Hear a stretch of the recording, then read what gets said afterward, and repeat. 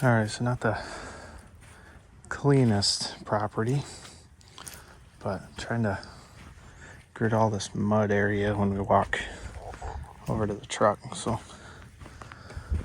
went ahead and picked up some of these landscaping stones and then put some weed barrier on it.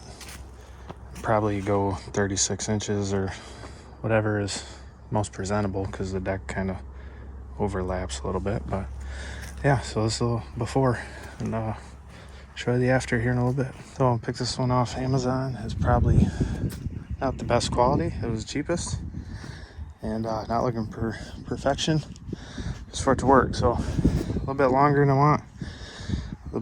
I want. Cut it. Maybe start the bricks on the porch. I don't know yet. It's supposed to be 4 by 100. All right, so we're not quite finished yet. I got a sprinkler there, and then I got 2 manholes, and then I got to figure out how to cut these myself. So I'd like to bore a hole in that, but for the most part, it ain't bad. I wasn't worried about it being level.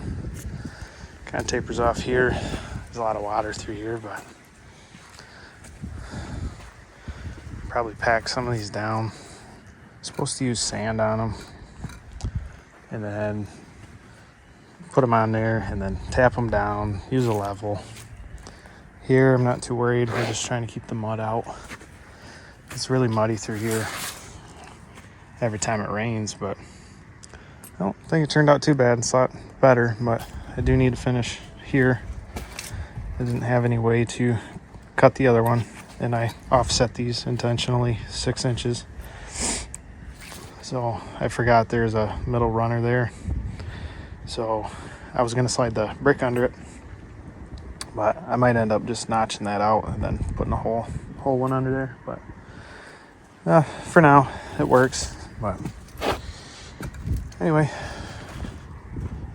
I got $200 into the whole thing and just some labor.